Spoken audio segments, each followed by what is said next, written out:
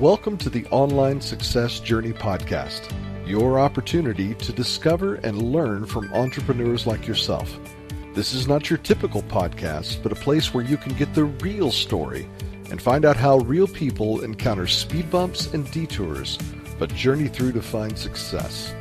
Now here's your host for the Online Success Journey Podcast, Patience.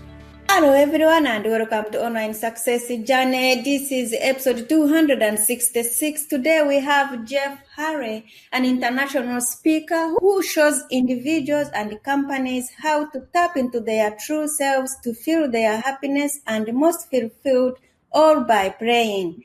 Hello, Jeff. Hello, I'm super excited about this conversation. Wow, thank you for coming. I know the client is anxious to hear your story. So let's get started with the basics. Can you tell my client a little bit about your background, about what you did before you started your own online business? Sure. So, I don't know. Did you ever see the movie Big as a kid with Tom Hanks? Do you know that movie?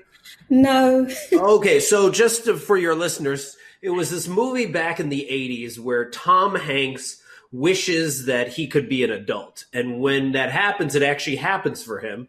And in the movie, he gets to work for a toy company, basically getting to play with toys for a living.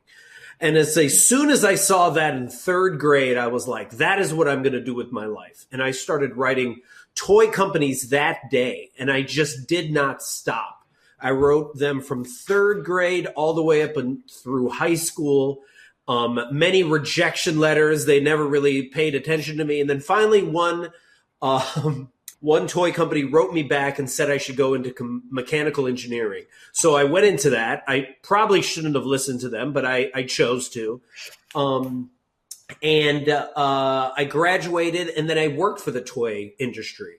And I don't know if your listeners have ever had this moment where you get what you want, right? Like I got what I thought would be the dream job, at a toy company, and it was horrible. It was miserable.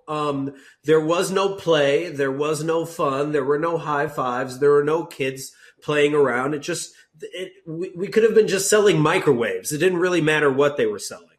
So I remember leaving New York, coming to the San Francisco Bay Area. And there, I found an organization that had only 7 people there at the time, teaching kids engineering with Lego. And I helped them grow the organization to I think it was one of the largest Lego inspired education companies, like in the United States. Like we went from 7 people to 400 people. We taught 100,000 kids a year. We taught 1 million kids over the span of 12 years. And while we were doing that, the whole time we were building this business, we were kind of just making it up as we went along. We were kind of just playing and following our curiosity. And then we got the attention of a lot of Silicon Valley companies like Facebook, Google, Adobe, Electronic Arts. And they were like, hey, do you do team building events? And we were like, of course we do, even though we didn't. But we would just say yes to everything and just figure it out afterwards, right? And while I ran a lot of these workshops for these organizations, I noticed that they wanted creativity, collaboration, connection, communication, but they weren't willing to create a safe enough space for people to play so they can be innovative, so they can actually take risks, so they can, quote unquote, think outside the box. So I created Rediscover Your Play as a way of combining play and positive psychology to help teams tackle their most challenging issues in the workplace through play. So like dealing with toxicity at work, how to have hard conversations, how to deal with office politics, how to deal with your inner critic, all those through my organization, Rediscover Your Play. Wow. What a journey, Jeff. It was fun. Wow. Or it has been fun so far. I'm glad you enjoyed it. What is the most dangerous belief an entrepreneur can have? That they need to do it someone else's way. that they should on themselves. Oh, I should be like Gary Vaynerchuk. Oh, I should be like Brene Brown or Mel Robbins or, Tony Robbins, whoever you want to like, you look up to, and being like, I need to do it that way. You don't.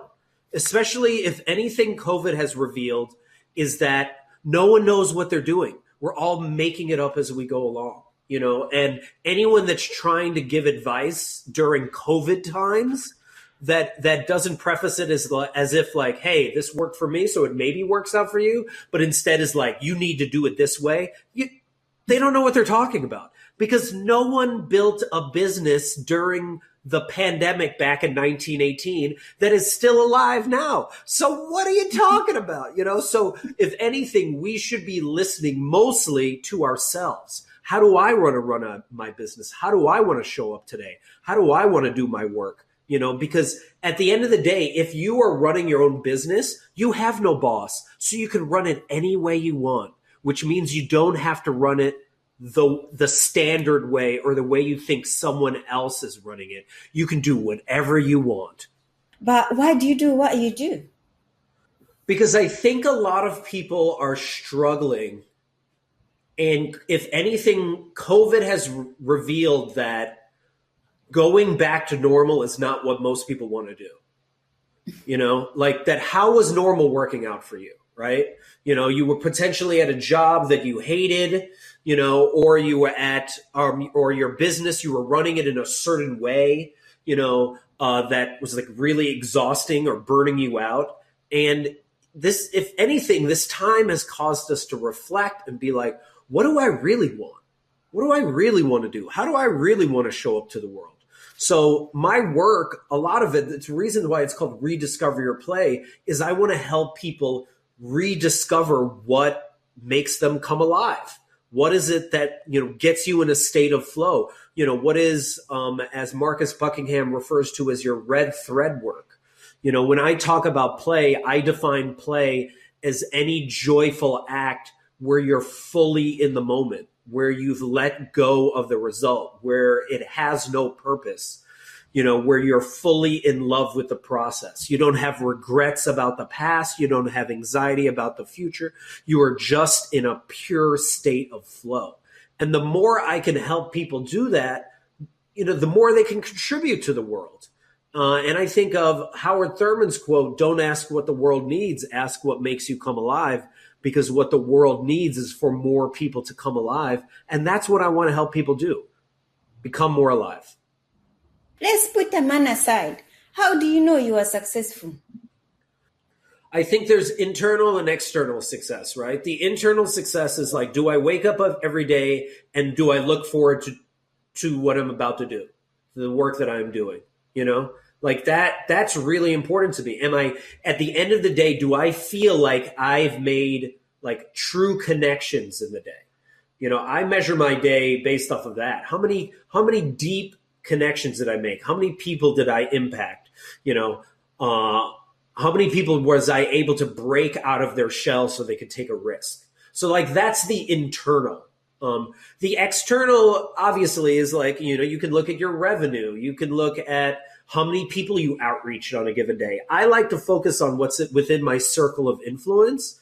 I think a lot of people are like, oh, I need to hit these certain revenue goals. Well, you're not really in control of that to a point, but you are in control of your outreach goals. How many people did you outreach to today? How many, podcasts did you connect with? How many people did you connect with? Did you write that email that you've been putting off? So those are some of the metrics, the external metrics that I look at. And I try to do ones that are focused on what I am in control of instead of obsessing about things that I don't have any control over, as that just doesn't help. As you mentioned, you have worked with many companies, but can anyone be an entrepreneur, or are some people more cut out for it than others? I think anyone can be.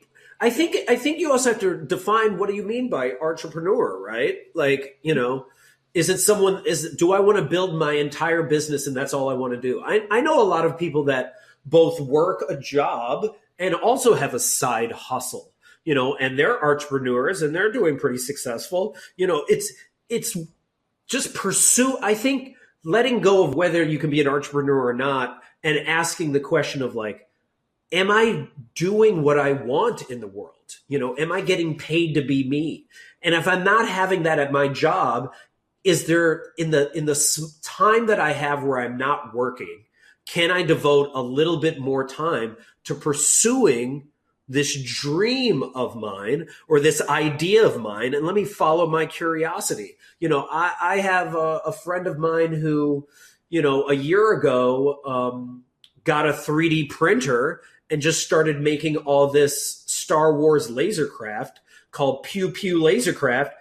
And now she's sold like over 1,000 items on there, and at first it was just kind of like a hobby that she was messing around with while she was also doing her blogging and writing career, and also working for another organization. So I, challenge your listeners to simply ask yourselves, like, what gets you excited, and then follow that curiosity and see where it takes you. As you mentioned, no other business have ever faced this COVID-19, but others, they will argue to say, I have faced the 2008 dot-com bubble bust, I've done the rest. So also this is nearly the same. But to you, for my audience, do you think coaching businesses are still worth exploring? Absolutely. I mean, there are so many people struggling right now. There are so many people questioning, should I stay at this job or not stay at this job, right? Should I, should I pursue a coaching business or not pursue a coaching business?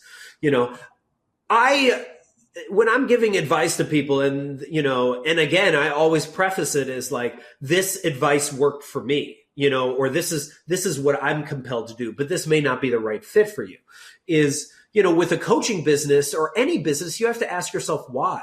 Why do you want to do it? Do you want to do it because you're trying to solve some stuff for yourself and you're trying to deal with some internal turmoil? Because if you're trying to do with that and then you think, well, let me make a business to address some issue I'm dealing with within myself, that's not healthy. But if you're like, hey, you know what? I give a lot of really good advice and, or, hey, I really love to listen to people and help them like get unstuck, then it's worth exploring and looking into coaching, right? And you could just, start coaching. You could just start asking your friends who wants to get coached, or you could look to, an organization so that you can actually build up some skills.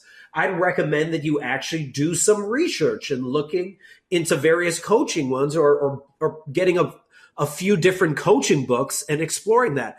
I realized for a long time I was running a lot of play team building events for businesses, but I felt like I didn't have the science behind to speak on what actually was happening when they were playing. So I pursued my positive psychology certificate through the Flourishing Center. And it was like an 8-9 month program followed by a coaching program that was also like 6 months. And I invested money into that because that provided me the language and the science behind the work so that I could actually back it up. So I'm just recommending that people explore that and that they challenge themselves to not just simply be like, okay, now I'm a coach now, but actually do some of the work and the work that they think is interesting. What have you learned from business as a whole as the pandemic started? I learned that a lot of businesses don't know what they're doing. I learned that a lot of businesses freak out, and when they freak out, they scare their staff, which makes them less productive.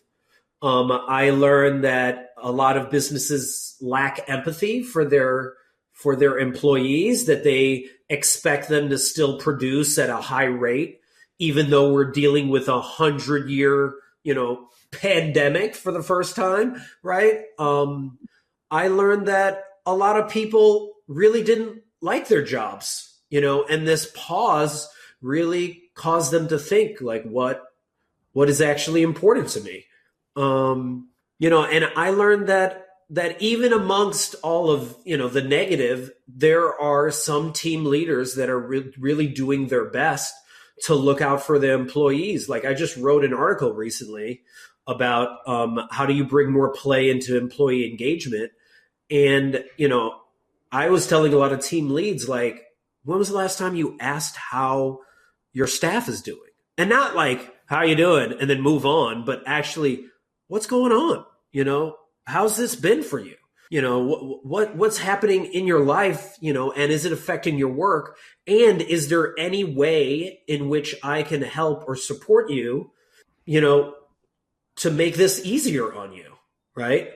I even ask people this, like, what is some of the work that you would love to do more that you currently aren't doing? Let me help you figure out how you can do that, even now, or if your business is struggling, hey, I don't really know what's happening next with, it looks like we might get bought out, or it looks like we might fold. I don't know. I'm not sure exactly where to go from here, but I'm here with you. I'm in the trenches with you, and I'm going to be as transparent with you as possible. I think there's a lot of people trying to do really good work at companies that are really not looking out for their staff.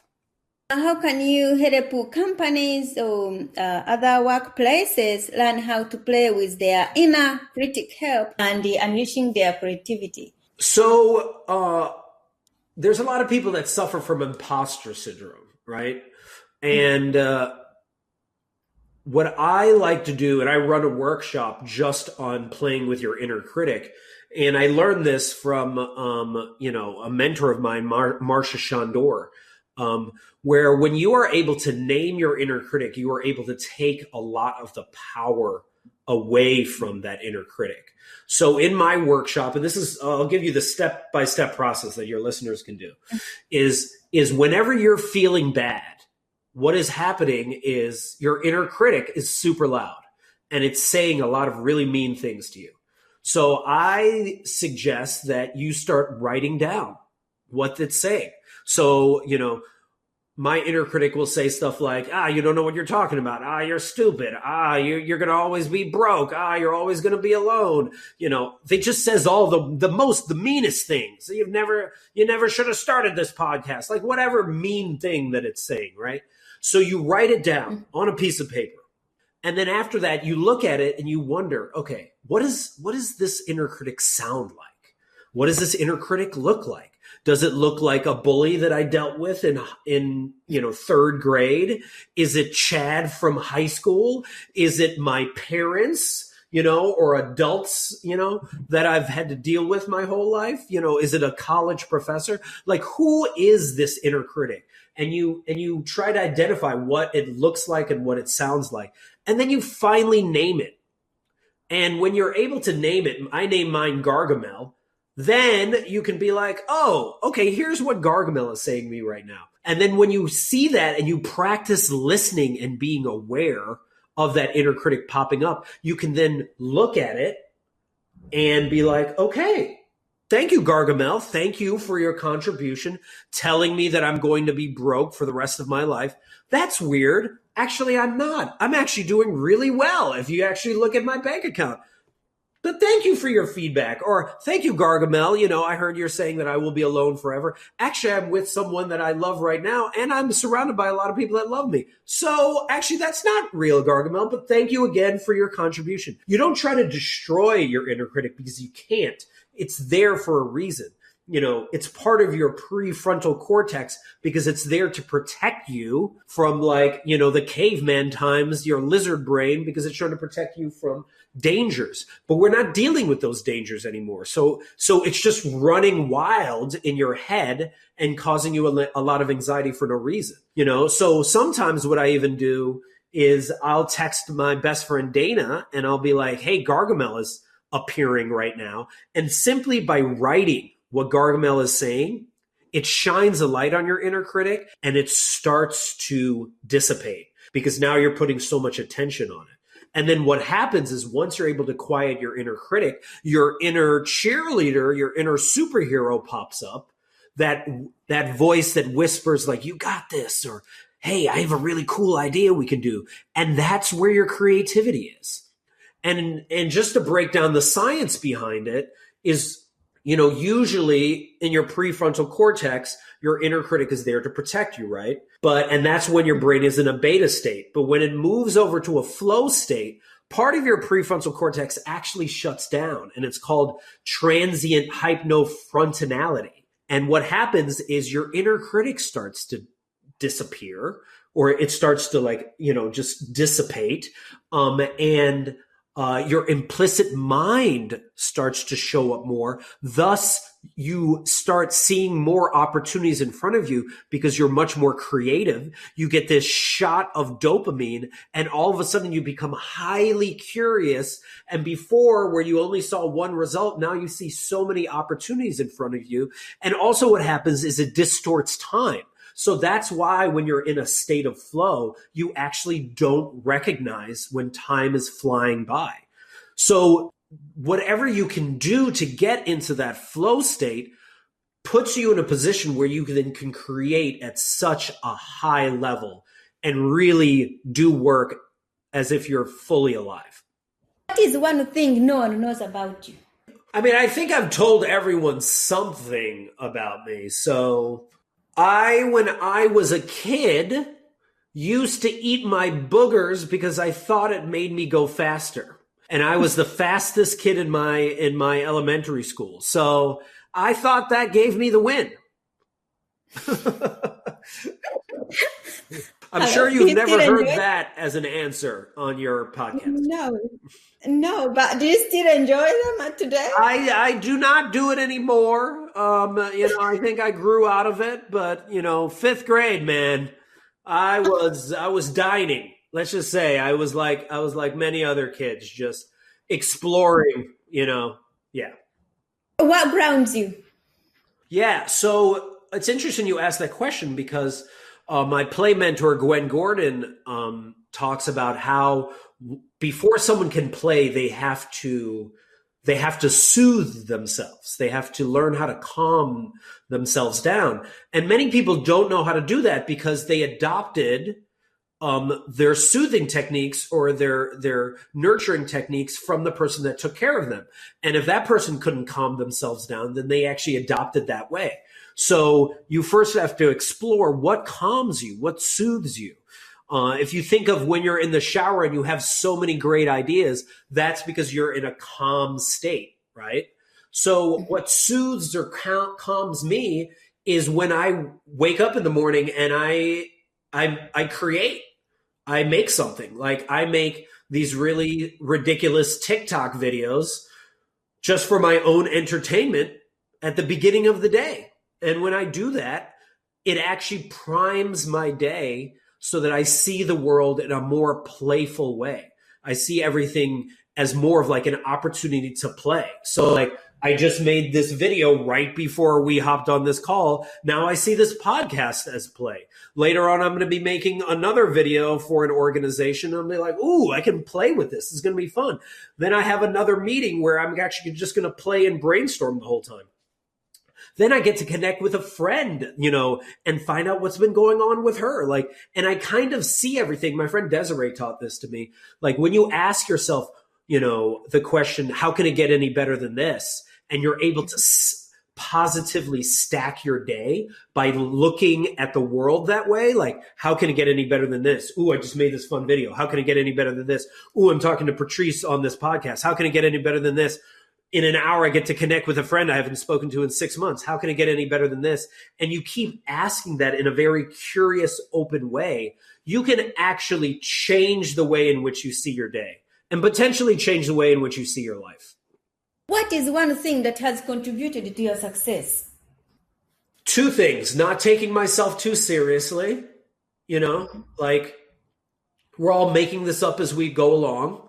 And owning that I'm just figuring this out. I don't know if this is right. I don't know. I've been on like 50 podcasts in the last 3 months. Is that a smart business move? I don't know, but it's fun. So I'm following my curiosity. So I think that is one reason why I think I've been successful. I think the second part is not taking myself too seriously has been really important. And third, reminding myself that no one knows what they're doing, that we're all kind of making it up as we go along, that we're figuring it out. I remember Michelle Obama says this a lot. It's just like, she's like, I've been in the room with the smartest people in the world. They're not that smart. They're just not that smart, you know, and whatever someone can do, you can do as well. You know, you're not that far away. You know, you simply need to pursue the things that most excite you, follow that curiosity, see where it takes you, be brave enough to show up fully, and then just trust the universe that it's going to work out that way. If you've done all the work, you know, if you've like mastered something that no one else really knows how to master, then you're probably going to get paid quite well to do it. So you might as well start exploring that. Touch this more a bit about you had a mentor before. What is the most valuable thing your mentor has told you? Well, it's interesting. A lot of the mentors that I have, they don't even know I'm their mentee, right? They're just people I either reference that I've read or people I do know, but like I don't like go, hey, mentor, please tell me what to do. You know, it's usually just like I resonate with what they have to say. So I have quite a few mentors that have dropped some really amazing knowledge. I think of Elizabeth Gilbert, this prolific writer here in the US who had this quote, I've never seen anyone go through personal transformation that hasn't got tired of their own BS, right? And it's this idea of like, what BS have I been telling myself? Back in March, I was telling myself, I don't have time to make videos. Then all of a sudden COVID hit. And then it was like, guess what? You have all the time in the world, Jeff. You got to confront your own BS. So that's a really good one, like confronting my own BS. I think another great piece of advice is what Viola Davis said. She asked an audience once, you know, you either claim who you are or you chase your worth for the rest of your life, you know, and that's all about being like, who am I trying to impress? Am I chasing my worth? Am I chasing what I think other people want me to do and be, or am I going to claim who I am? Because when Viola Davis claimed who she was able to win an EGOT, right? She was able to win all these awards and like be this phenomenal actress. But if she continued to chase her worth, as many of us do, trying to impress somebody else for no reason, someone that we won't even care about in a year, you know, we waste a lot of time. You know, I think there's an article about regrets of the dying. And one of the biggest regrets a lot of people say is like, I worked too much and I cared too much about what other people thought, you know? So you have to think about that. Like, who am I trying to impress? And then another piece of advice that I think that really resonates. Which one should I share? Well, I think Kevin Carroll, who I actually do know, and is a play mentor of mine. He says all the time, it's like, what type of conversations do you want to have? Do you want to have transactional conversations or transformational conversations? Transactional conversations are one where I'm like, I'm going to try to get something from you and you're going to try to get something from me. It's very selfish. Transformational conversations is where you are open to whatever might happen and you are open to potentially changing their life or you changing yours, right? I think of my friend Eric Bailey, who wrote a book called Cure for Stupidity. And he asks, you know, or he tells people like, when you're getting into an argument with someone, you have to ask yourself, am I here to win this argument or am I here to understand? Because you can't win and understand at the same time. You got to choose one or the other. What do you want to do? Do you actually want to understand this person or do you want to win? You know, so like, all of these different mentors and people that I've read and people that I'm connected with have really like shaped who I am. What is the most valuable thing you have ever given away? I think my time. Yeah. I think my time and when I get an epiphany, when I'm working with a lot of clients, I get these like epiphanies and I'm like, ooh, you know, why don't we try this? Like I was just coaching someone on Monday and I was like, oh, why don't we just, try this on for size. And I said this thing to him and he just lit up, right? And I love that. I love when I'm able to give my time and able to inspire somebody so that by the time we finish the conversation, they're like, oh, I'm ready. Oh, I could do anything. I didn't think I could do this before, but now I'm like amped and excited. So, I love doing that for clients. I love running workshops for people. And at the end of it, like we run a workshop on dealing with toxic people at work. And, I run it with my friend Gary Ware. And when people leave and they're like, I think I'm going to have that conversation with that person. I think I'm going to finally choose to be brave and have that hard conversation. That is super inspiring to me. I don't want to just tell people or give advice if they're not going to do anything with it. Then, don't pay me if we're not going to actually have results. But when I see, one of my clients take a risk, like I had a client recently who, for the first time was like, I want to be a speaker. And within, I think, a month and a half, we had her speaking in front of 100 people, on a Zoom meeting, doing something that she never thought was possible. I love that, so I think it's my time and what we can create and play with during that time. I know you are really passionate about this prayer and you use it in your daily life and all other people you coach.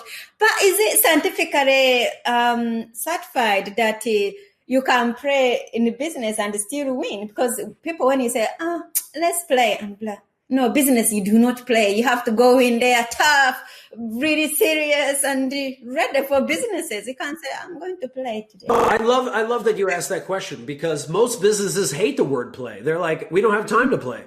We have to meet our quarterly results. We have to hit our numbers, all this stuff. And they're not wrong, but what businesses love to talk about is they love to talk about flow.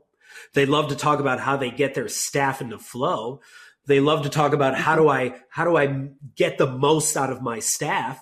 Well, figure out how to get them into flow. Figure out what their play is at your work. What is the thing that they love to do most and they're best at? And try to get them to do most of that work. And you're going to have something amazing happen. And let's just look at some of the proof of that, right? At Google, they have the 20% rule, where 20% of the time, their staff is allowed to work on any project they want. May not even have a result, but any project that they want.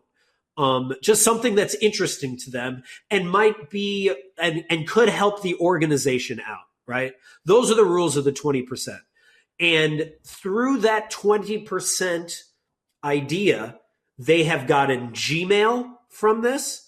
They have gotten, I think, Google Meetings from this. They have come up with some of their best innovations by allowing their staff the freedom to explore, their play, to explore getting more into their flow. So when I work with businesses, I help their staff get into flow. And that clearly has shown, and Kevin Carroll would remind me of this all the time. The future of a business is where the fun is. Look at the businesses that are having the most fun, the Netflix, the Hulus, the Amazons, the ones that are taking the most risks, the Googles, they're flexible, they're adaptable, and they're able to navigate this crazy time. Look at businesses that are stiff, the IBMs, the Blockbuster, Look what happened to those organizations. I always say to companies, I was like, do you want to be the next Blockbuster? Because they could have bought Netflix. They could have adapted and been like, oh, well, let's try something else out while we're still running our stores. They didn't do that. They were like, no, we're just going to keep doing what we're doing because it's working. And instead of pursuing where the future, where the fun is, they stuck to their old ways. And how is that working out for a lot of businesses right now? They're struggling and they want to get back to normal because they want to get back to the old ways. But it says, guess what? When COVID is lifted, it's still not going to be normal. It's going to be a new normal. And if you're not able to adapt, your company is going to die. So yeah, that's why I think companies need to play more. Let's talk about your business. Tell us more about it. Yeah, so there's various parts of Rediscover Your Play. There's the positive psychology play coaching, where I work one-on-one with people, and our goal is to figure out what makes them come alive and to pursue that.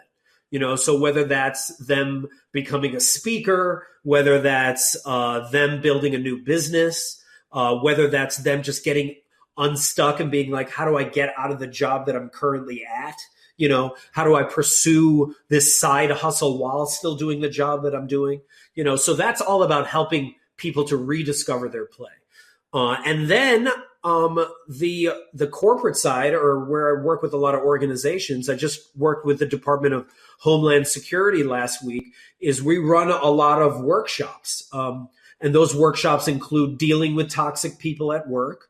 I run a workshop called How to Play with Your Inner Critic. My colleague Lauren Yee and I run 2 workshops, one called Your Future is Where Your Fun Is, where we help people get in a state of flow, and we help businesses actually help their employees get in a state of flow. And another workshop called Office Politics, where it's all about addressing what office politics are happening right now. Why are you having the meeting before the meeting and the meeting after the meeting? And why are you wasting time gossiping when you could be getting work done? So how do we address office politics so your staff can produce at a higher level, right? And I just submitted a workshop with my friend Humaira Hamid called Dudes Do Better.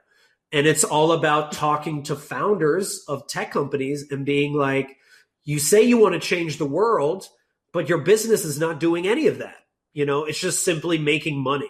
So if you actually want to change the world, let's explore how you can actually do that without being hypocritical, without like being Tom's Shoes, where you're like, oh, look at me. I made this charity where like I sell a shoe and then I give a shoe to some place in Africa. And it's just like, well, that ruined their economy. They didn't want those shoes. You're destroying their economy. Why are you giving charity where they never asked for it? How about you make an impact in a way that's actually helpful instead of just doing stuff that you think, follows your savior complex, reality that you've been in. So like we call people out, on their BS and are like, how do you actually really want to change the world? So those are just some of the workshops that I do. And then when I'm not doing any of that, then I speak a lot. I'm doing a lot of speaking, either at companies or high schools or colleges. So yeah, it's a lot. It is. I'm just wondering, do you have time to yourself? When do you have time off? I mean, whenever I want. I'm my own boss. Like, if I don't want to work in the morning, I don't want to work in the morning. If I want to hang out and have a long breakfast with my, girlfriend, then that's what I'm going to do. Like, I make a lot of silly videos on my off time because it's just kind of fun for me. So I love doing this stuff. I actually don't see it as work, and isn't that what we're looking for? I forgot who was the person that made this quote, but it was about like, when you're doing work where you don't see it as work, like that's your play, right? Like I feel like I'm playing every day and I just so happen to get paid for it. And because I've done this, now I want to help other people do that as well. Where can we find your program and how can we connect with you? Absolutely. So you can go to rediscoveryourplay.com and simply just click on the Let's Play button. And right there, you can schedule a complimentary meeting with me where we can basically explore what actually makes you come alive and help you rediscover your play. Thank you. So, Clan, there will be more from Jeff in a moment. If you are listening on one of the many podcasting platforms rather than my website and you are encouraged by Jeff's journey, go to onlinesuccessjourney.com for a bonus portion of the interview. The Online Success Journey is a wonderful membership community built for people searching for the path to success. We are one big clan and can be part of this community for free. Once you have joined the clan, click on part 2 of Jeff's journey or over 250 plus other journeys that are available and learn how you can find the right path for your own online success journey. That's a wrap, clan. Remember, success is a journey. Patience and Jeff. This is not the end of the journey.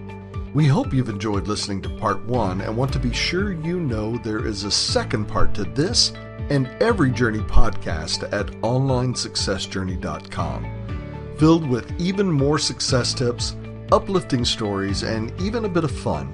There are dozens of episodes only available to the members of the Online Success Journey clan. Check out the website and click on Join the Clan for more information. Patience would like to thank you for listening to this podcast, and she has a free audio gift for you at her website. Go to onlinesuccessjourney.com for instant access to this gift. Of course, you know that listening to the journeys of others helps each of us chart our own path. So make sure you're subscribed to be notified as each new interview is posted. There are so many ways to stay connected to the Online Success Journey and to listen in. And if you're enjoying the podcast, we appreciate your help in telling others.